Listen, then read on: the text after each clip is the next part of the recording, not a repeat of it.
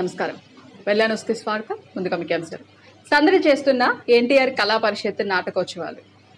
శారీరక బలం, సమతుల్యత మెరుగుదలకు యోగా దోహదం. నందమూరి తారక రామారావు కళా పరిషత్ నాటకోత్సవాలు 2వ రోజు మంగళవారం సందడిగా నిర్వహించారు. ప్రభుత్వ జూనియర్ కళాశాలలో ఏర్పాటు చేసిన గోనుగుండ్ల సత్యనారాయణ, మక్కెన చినరామయ్య కళా ప్రాంగణంలో జనసేన వీర మహిళలు జ్యోతి వెలిగించగా ఆ పార్టీ నియోజకవర్గ బాధ్యుడు కొంజేటి నాగశ్రీను, జిల్లా కార్యదర్శి ఎన్ శ్రీనివాసరావు నటరాజ పూజ చేసి ఎన్టీఆర్ చిత్రపటానికి పూలమాలలు వేసి అనంతరం కళాకారులు నాటికలు ప్రదర్శించారు. ఈ సందర్భంగా నిర్వహించిన నాటిక ప్రదర్శనలో పొట్ల రాధాకృష్ణమూర్తి, పారా లక్ష్మయ్య, మాదినేని ఆంజనేయులు నాటక ప్రదర్శనలను నగదు ప్రోత్సాహం అందించారు. కళా పరిషత్తు అధ్యక్షులు న్యాయవాది రామకోటేశ్వరరావు, ప్రధాన కార్యదర్శి ముత్తినేని గిరిబాబు, కార్యక్రమ నిర్వాహకుడు మాజీ ఎంపీపీ గొల్లా వెంకట కోటయ్య వారికి సహకరించగా సామాజిక మాధ్యమాలకు బానిస కావద్దు, వాట్సాప్, ఇన్స్టాగ్రామ్, ఫేస్బుక్ వంటి సామాజిక మాధ్యమాలను అవసరం మేరకే వినియోగిస్తే నష్టం లేదు, అలా కాకుండా 24 గంటలు వాటిలో మునిగి సంసారాన్ని నిర్లక్ష్యం చేస్తే ఎదురయ్యే పరిణామాలను కంటికి కట్టినట్లు యువభేరి థియేటర్స్ హైదరాబాదు వారి నా శత్రువు నాటిక చక్కటి సందేశాన్ని ఇచ్చింది. అక్కల తామేశ్వరయ్య రచించగా వద్దాది సత్యనారాయణ దర్శకత్వం వహించారు. మరో నాటిక మా ఇంట్లో మహాభారతంలో 25 ఎకరాల పొలం ఉండి వ్యవసాయం చేస్తున్న యువకులకు పెళ్లిళ్ళు కావడం కష్టంగా ఉందని 10,000 జీతంతో పట్నంలో ఉద్యోగం చేస్తున్న వారిని వివాహం చేసుకోవడానికి ఆసక్తి చూపిస్తున్నారన్నారు. అనంతరం ముఖ్య అతిథులుగా ఎమ్మెల్యే చీఫ్ విప్ జీవి ఆంజనేయులు, మాజీ శాసనసభ్యులు మక్కెన మల్లికార్జునరావు పాల్గొని నాటక కళాకారులకు పారితోషికం అందజేశారు.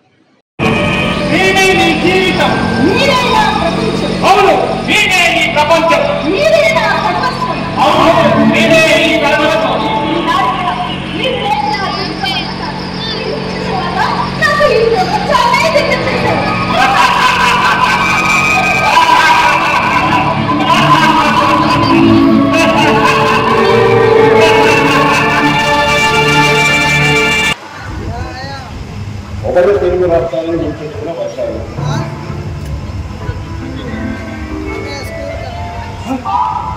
ఫోన్లో నెట్ బ్యాలెన్స్ చేయించలేదని భర్త తలవాలనుకుంటున్న భార్య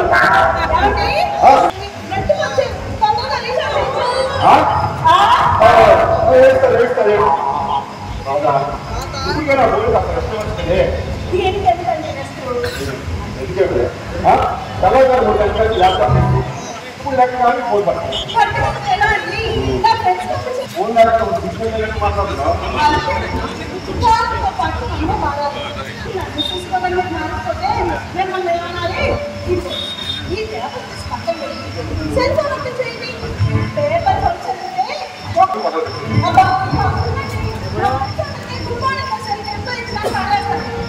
రాదా నువ్వు రాదాన్ని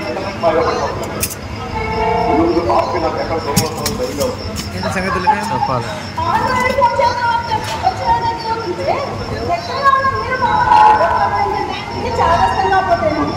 ఏమని ముందు ముందు భవిష్యత్తు వచ్చుకుంటే నా భయం కాదు.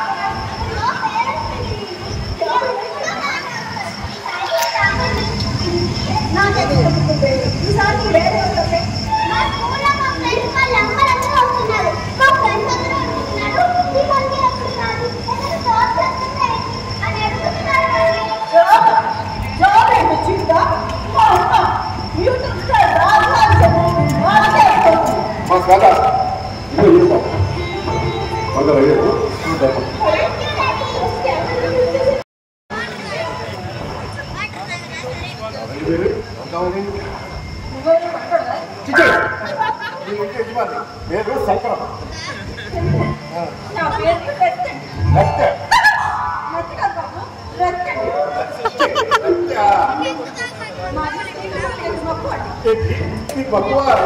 ఆ పక్కన చాలా మంచిది.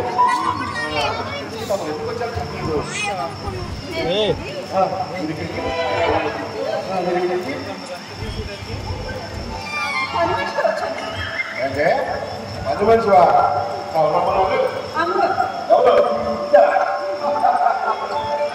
అసలు ఈ మనిషి బయటకు బయటకు మాట్లాడి పట్నంలోని శ్రీ గుంటి ఆంజనేయ స్వామి వారి దేవస్థానంలో 45వ వార్షిక హనుమాన్ బ్రహ్మోత్సవ వేడుకలలో భాగంగా 2వ రోజు హనుమాన్ వ్రతాల కార్యక్రమం అత్యంత వైభవంగా కన్నుల పండుగగా నిర్వహించారు. ఈ సందర్భంగా ఆలయ చైర్మన్ గజవల్లి నాగపవన్ కుమార్ మాట్లాడుతూ హనుమాన్ జయంతి సందర్భంగా ఈ నెల 22వ తేదీ గురువారం నాడు వినుకొండ నియోజకవర్గం ఆధ్వర్యంలో భక్తులకు భారీ అన్నదాన కార్యక్రమం ఏర్పాటు చేయడం జరిగిందని, ప్రతి ఒక్కరు కూడా విచ్చేసి శ్రీ గుంటి ఆంజనేయ స్వామి వారిని దర్శించి తీర్థ ప్రసాదాలు స్వీకరించి స్వామివారి ఆశీస్సులు పొందవలసిందిగా తెలియజేశారు. ఈ సంవత్సరం భక్తులందరికీ కూడా మెరుగైన సదుపాయాలను కల్పిస్తూ అన్ని ఏర్పాట్లు కూడా పూర్తి చేసినట్లు ఆలయ కమిటీ అధ్యక్షులు గజవల్లి నాగపవన్ కుమార్ తెలియజేశారు.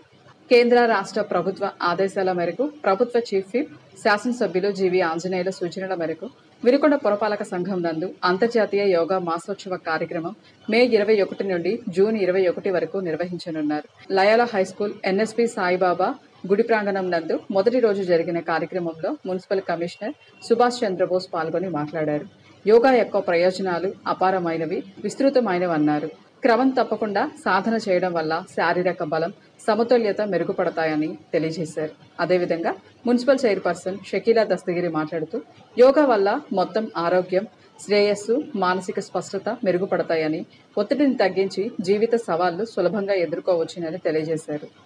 నిత్యం మనకుండే అనేక సమస్యల నుంచి ఒత్తిడి పోవటానికి ఈ యోగా అనేది ఉపయోగపడుతుంది. కాబట్టి దీనిని నిత్య అభ్యాసం కింద చేసుకుంటే మనం మానసిక ఒత్తిడి నుంచి అలాగే శారీరక ఆరోగ్యాన్ని నుంచి కూడా మనం కాపాడుకునే వాళ్ళంతో మరి ఈ కార్యక్రమానికి విచ్చేసిన పెద్దలకి యోగాభ్యాసాన్ని అభ్యసించే అందరికీ కూడా మా హృదయపూర్వక కృతజ్ఞతలు, ధన్యవాదాలు.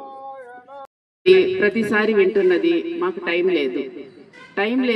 లేదు అనేది ఒక సాకుగా చెప్తారు. కానీ మన నరేంద్ర మోడీ గారి కంటే, మన సీఎం చంద్రబాబు నాయుడు కంటే, మన డిప్యూటీ సీఎం పవన్ కళ్యాణ్ గారి కంటే మనం బిజీనా?